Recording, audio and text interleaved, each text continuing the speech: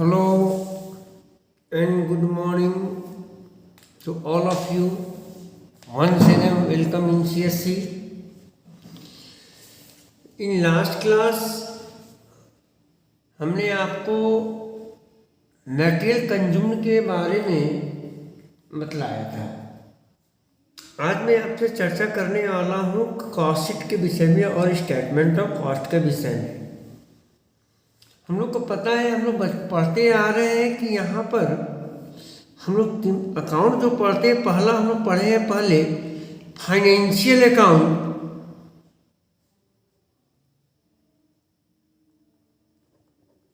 इसमें हम लोग पढ़े थे सोल ट्रेडर और पार्टनरशिप के बिजनेस में किस प्रकार का प्रॉफिट हम लोग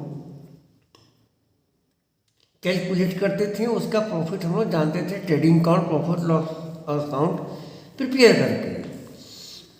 और जहाँ पर दूसरा हम लोग अकाउंट पढ़े थे कंपनी और स्पेशलाइज्ड अकाउंट और कॉरपोरेट अकाउंट।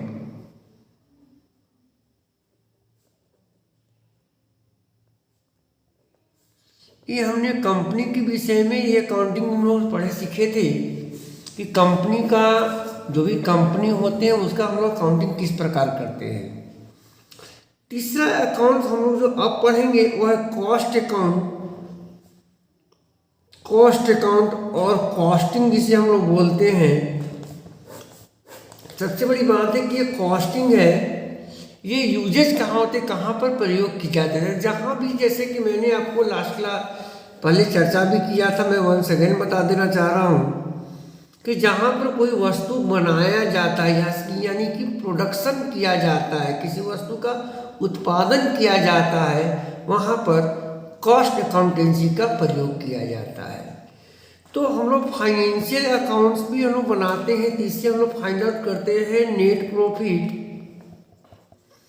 और कॉस्ट अकाउंटेंसी भी हम लोग जब बनाएंगे, कॉस्ट अकाउंटेंसी पर्टिकुलरली जब हम लोग कॉस्ट शीट ड्रॉ करेंगे, कॉस्ट शीट, इसके जरिए भी हम लोग फाइंड आउट क्या करेंगे, नेट प्रॉफिट।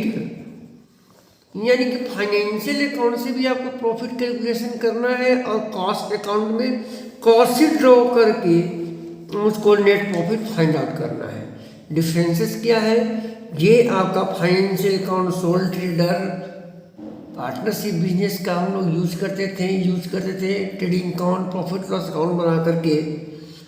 और इन प्रोडक्शन यूनिट में जहाँ पर कोई वस्तु को बनाया जाता है, वहाँ पर हम लोग ड्राफ्ट करते हैं या ड्रा करते हैं cost sheet, statement of cost, tender statement, production account. ये बना करके हम लोग जानते हैं क्या, कैसे प्रॉफिट कैलकुलेट करेंगे।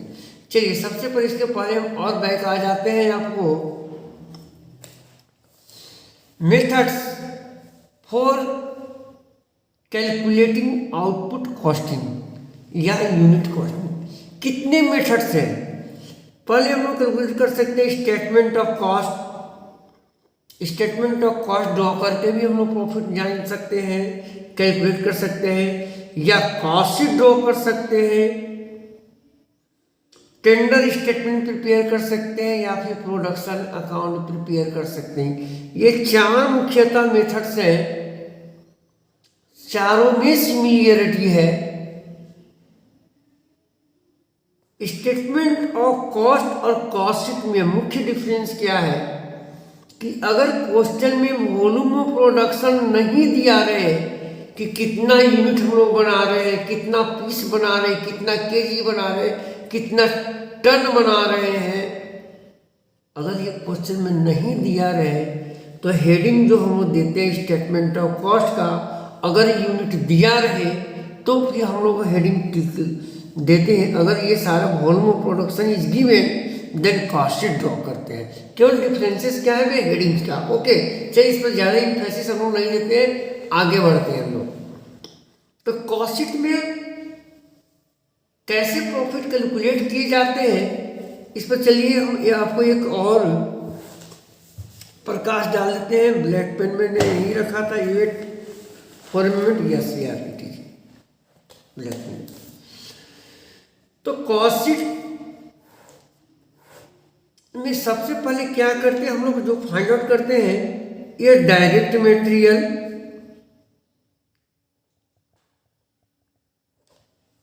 डायरेक्ट लेबर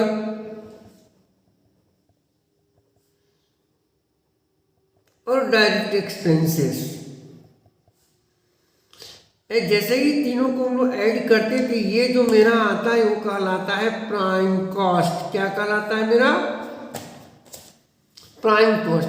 प्राइम कॉस्ट में लोग पुनः प्लस करते हैं क्या? फैक्ट्री एक्सपेंडिचर,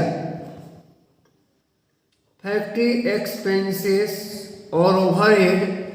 जैसे ही ऐड करेंगे ये आ जाए, कहलाएगा मेरा वर्क कॉस्ट।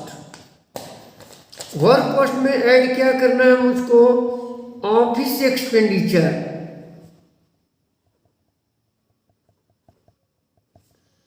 जैसे ही ऐड करेंगे ये आ जाएगा टोटल कॉस्ट ऑफ प्रोडक्शन। क्या आएगा? टोटल कॉस्ट ऑफ प्रोडक्शन ये आपका आ जाएगा। अब देखिएगा थोड़ा सा, जैसे ही टोटल कॉस्ट जब आ जाएगा, यानी आपको कैलकुलेट करने हैं prime cost, work cost, total cost, और टोटल कॉस्ट के बाद यहाँ पर अगर आप चाहें तो आगे का ट्रीटमेंट हम बताएंगे। मुख्य रूप से आप यहीं तक ये टोटल कॉस्ट आपको जानना है। बहुत ही सिंपल है, बहुत ही आसान है इसको समझना। ये बिल्कुल हम आपको शॉर्ट फॉर्म बता रहे हैं। आपको ये क्या बता रहे हैं? Short form of cost sheet. आपके माइंड ब्लैंक कर जाएगी किस प्रकार आपको कॉस्ट शीट ड्रॉ करने हैं। सबसे पहले मुझको प्राइम कॉस्ट फाइंड आउट करना है, prime cost per work cost find out करना है, वर्क पर टोटल कॉस्ट, और टोटल कॉस्ट के बाद अगर टोटल कॉस्ट मान लीजिए कैंसिल करते हैं, आगे हम लोग फॉर्मेट अगर बढ़ाते हैं, अगर तो टोटल कॉस्ट के बाद कैसे कैलकुलेशन किया जाएगा, चलिएगा बिग फॉर्म में एक जो कॉस्ट शीट का मेन फॉर्मेट होता है वो बता रहे हैं हम आपको। ठीक है, ऐसे कॉस्ट शीट के बाद जो ड्रॉ किया जाता है उस विषय में भी आपको जानकारी दे रहे हैं हम आपको। आइए मुख्य फॉर्मेट में, टोटल कॉस्ट के बाद, टोटल कॉस्ट ऑफ प्रोडक्शन के बाद यहाँ पर प्लस माइनस किया जाता है आपको फिनिश गुड्स का। ओपनिंग शायद इस वीडियो में नहीं आ पा रहा है, चलिए लॉन्ग में आते हैं हम लोग। ठीक है, ये शॉर्ट है। तो आपका अब आते हैं हम लोग कॉस्ट शीट में किस प्रकार ड्रॉ करते हैं, जो कि मैंने अभी अभी लिखा है। ठीक है, कॉस्ट शीट, हम कॉस्ट शीट और स्टेटमेंट ऑफ कॉस्ट दो बातें आपको बताया था यहाँ पर कि स्टेटमेंट ऑफ कॉस्ट और कॉस्ट ऑफ शीट दोनों में बेसिक डिफरेंसेस क्या है कि स्टेटमेंट ऑफ कॉस्ट में वॉल्यूम ऑफ प्रोडक्शन नहीं दिया रहेगा और कॉस्ट शीट में गिवन यानी कि वॉल्यूम ऑफ प्रोडक्शन दिया रहेगा। तो दोनों का मीनिंग सेम है, अंतर केवल हेडिंग लिखने में आएंगे। तो हम कॉस्ट शीट हम आपको ड्राफ्ट करके डिक्टेट करके मैं बता रहा हूँ कैसे हम लोग कैलकुलेट करेंगे। ओके, सबसे पहले कॉस्ट शीट ऑफ जिस कंपनी का, जिस प्रोडक्शन यूनिट का होगा, सो फॉर द पीरियड, या तो वीकली बना है, क्वार्टरली बना है, मंथली बना है, हाफ ईयरली, ईयरली, जो भी पीरियड रहेगा यहाँ पर डेट डालेंगे हम लोग। एंड आउटपुट स्पष्ट यहाँ क्लियरली कि यूनिट प्रोड्यूस्ड, कितना यूनिट हम लोग बना रहे हैं ये स्पष्ट दिया रहेगा। यही डिफरेंस करता है स्टेटमेंट ऑफ कॉस्ट और कॉस्ट शीट में। Particular total amount and cost per unit, मैंने एक यूनिट बनाने में कितना खर्च पड़ेगा। चलिए इसको थोड़ा सा हम बाद में डिक्टेट करेंगे। ओके, आइए सबसे पहले मुझको निकालना है प्राइम कॉस्ट। क्या कैलकुलेट करना है? Prime cost. प्राइम कॉस्ट कैसे कैलकुलेट किए जाते हैं भाई? Direct material consumed, direct material, direct labour and direct expenses, तीन चीज को जैसे ही ऐड करते हैं तो मेरा आएगा प्राइम कॉस्ट। ध्यान रहे मटेरियल कंज्यूम्ड के विषय में मैंने लास्ट दो वीडियो में मैंने आपको बताया है कि कैसे मटेरियल कंज्यूम्ड किया जाता है, कैसे कैलकुलेशन किया जाता है, ये मैंने आपको ऑलरेडी समझा चुका है। ठीक है, तो direct material consume, direct labour या वेजेज, इसमें से माइनस कर देंगे क्या हम लोग, एबनॉर्मल आइडल टाइम। अगर कुछ एबनॉर्मल आइडल टाइम क्वेश्चन में दिया रहे तो डायरेक्ट लेबर से हम माइनस करेंगे। ब्रैकेट की साइन का मतलब कि माइनस करना है, माइनस करने के बाद जो आएगा उसे यहाँ लिख देंगे। और एबनॉर्मल आइडल नहीं दिया रहेगा हम लोग नहीं लिखेंगे। Plus direct expenses like royalty एक दिया है।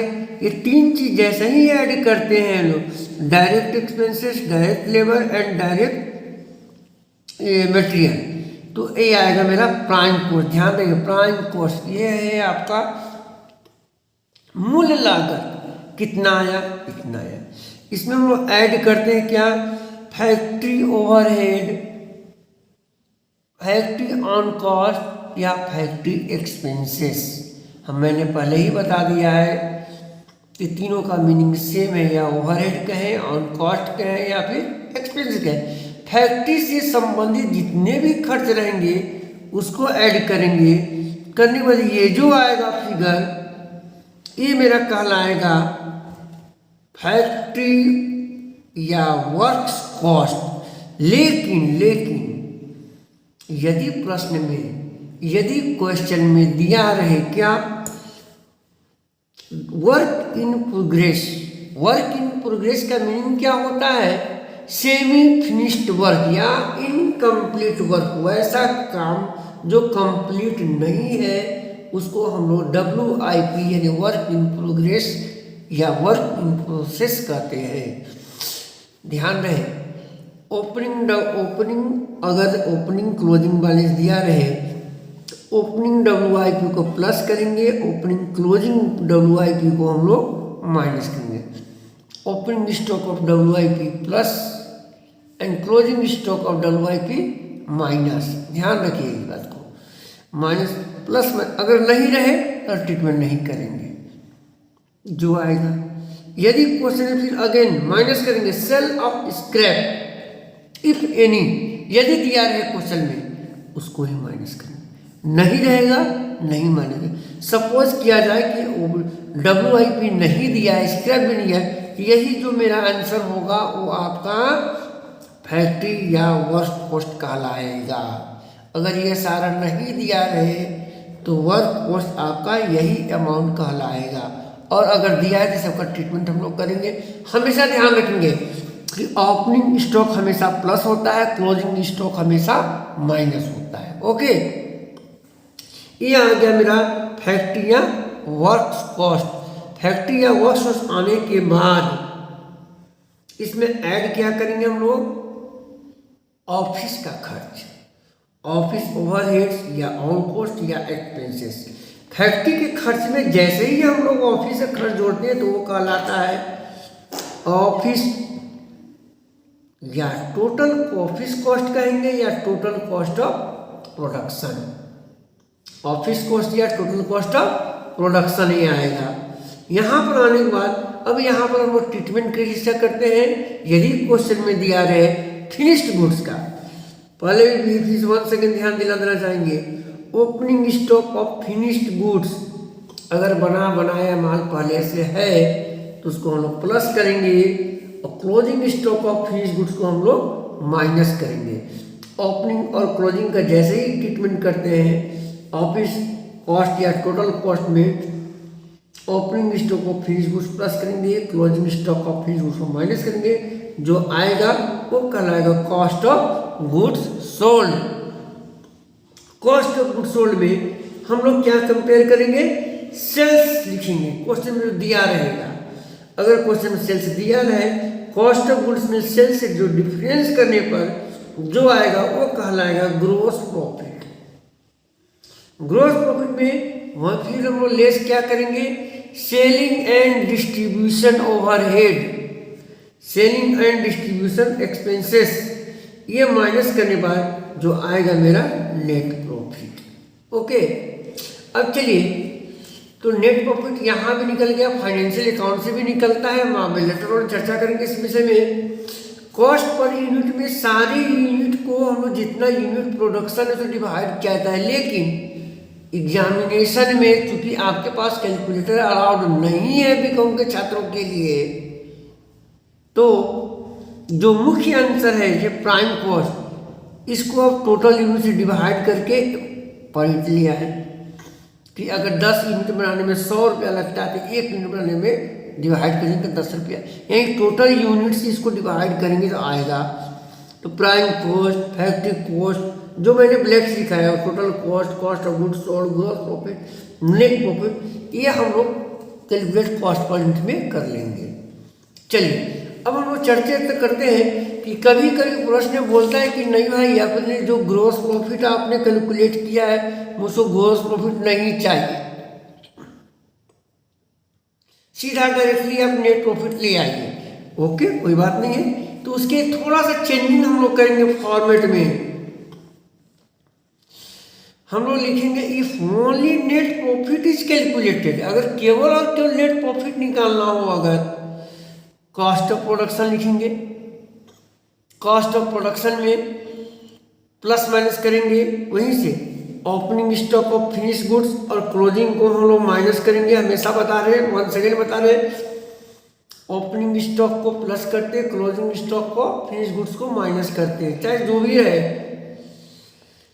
लेस करेंगे हम लोग क्या, लेस करने में आ जाएगा मेरा कॉस्ट ऑफ गुड्स सोल्ड, और इसमें ऐड कर देंगे, क्या कर देंगे, जैसे ही COGS आ गया, कॉस्ट ऑफ गुड्स सोल्ड आ गया, ऐड करेंगे सेलिंग एंड डिस्ट्रीब्यूशन एक्सपेंडिचर। जो selling and distribution expenditure add करेंगे तो वो जो टर्म आएगा वो है कॉस्ट ऑफ सेल्स। कभी कभी क्वेश्चन में सेल्स टैक्स दिया रहता है, अब तो सेल्स टैक्स है नहीं, लेकिन अभी पुराने एडिशन में दिए हुए सेल्स टैक्स को ऐड करने के बाद आएगा टोटल कॉस्ट। ठीक है, cost of sales, cost of sales में क्वेश्चन में अगर नेट प्रॉफिट या सेल्स दोनों में कोई एक जरूर दिए रहेंगे। अगर सेल्स दिया रहा है तो नेट प्रॉफिट आ जाएगा, और क्वेश्चन में नेट प्रॉफिट दिया है तो सेल्स में, कॉस्ट ऑफ सेल्स में नेट ऐड करने के बाद सेल्स आ जाएगा। तो ये आपका टर्म, आपका दोनों में कोई एक दिया रहता है, एक फाइंड आउट आपका हो जाएगा। ठीक है, अब एक बहुत ही इंपॉर्टेंट चैप्टर में आप सब डिस्कस कर रहे हैं, वो है कैलकुलेशन ऑफ प्रॉफिट। कि कभी कभी प्रॉफिट कैलकुलेट करने को बोलता है क्वेश्चन में, वेरी वेरी इंपॉर्टेंट, सभी सारे विद्यार्थी ध्यान से सीखेंगे इसको। कैलकुलेशन ऑफ प्रॉफिट, कैसे प्रॉफिट को कैलकुलेट करें। Okay, calculation of profit if total cost is non, यदि तो कुल लागत ज्ञात हो। प्रॉफिट आपको दो तरह से प्रश्न पूछेगा, या तो पूछेगा ऑन कॉस्ट या फिर ऑन सेल। तो यदि आपको टोटल कॉस्ट पता हो तो ऑन कॉस्ट निकालना है, total cost into rate by 100। अगर ऑन सेल फाइंड आउट करना हो प्रॉफिट का, total cost into rate divided by 100 minus rate. दूसरा कंडीशन होगा if sales is known, sale price आपको पता हो। पहला कंडीशन था कि टोटल कॉस्ट पता है, अब आपको सेल प्राइस नॉन है। अगर आपको विक्रय मूल्य ज्ञात हो तो कॉस्ट पर निकालना हो तो ऑन कॉस्ट क्या होता है, sales into 100 by 100 plus rate, 10% होगा तो 100 प्लस 10 110। दूसरा ऑन सेल निकालना होता है sales into 100 rate by 100। Okay, ये था आपका कैलकुलेशन ऑफ प्रॉफिट, जो कि हर एक क्वेश्चन आने वाले चैप्टर में भी काम देगा। तो आप लोग को मैंने आप लोग कॉस्ट शीट के बारे में डिटेल अच्छा से कर दिया। फिर से कोई बता देना चाहूँगा मैं, सबसे पहले प्राइम कॉस्ट मटेरियल कंज्यूम निकालेंगे, प्राइम कॉस्ट निकालेंगे, प्राइम कॉस्ट बाद फैक्ट्री कॉस्ट, फैक्ट्री के बाद total cost, total COGS, gross profit with net profit. कैसे निकलता है, 1 second, direct material, direct labour और डायरेक्ट तीनों को जोड़ने के बाद प्राइम कॉस्ट में फैक्ट्री खर्च जोड़ेंगे तो आ जाएगा फैक्ट्री कॉस्ट। फैक्ट्री के बाद ऑफिस कॉस्ट ऐड करते हैं तो ऑफिस कॉस्ट, एंड ऑफिस के बाद opening stock of closing finish goods का ट्रीटमेंट करते हैं, ओपनिंग क्लोजिंग का ओपनिंग जोड़ेंगे, क्लोजिंग माइनस करेंगे तो आएगा CO cost of goods sold. और कॉस्ट ऑफ गुड्स सोल्ड में अगर ग्रॉस प्रॉफिट निकालना था दिस फॉर्मेट, अगर डायरेक्टली नेट प्रॉफिट निकालना हो तो ये फॉर्मेट। ओके, तो इस प्रकार मैंने आपको कॉस्ट शीट से नेक्स्ट क्लास में मैंने आपको एक क्वेश्चन सॉल्व करके समझा देना है। नेक्स्ट क्लासेस में मैं आपको बताऊंगा किस प्रकार एक प्रश्न सॉल्व किया जाता है कॉस्ट शीट का। Okay, till then thanks for watching and wait for my next video. Okay.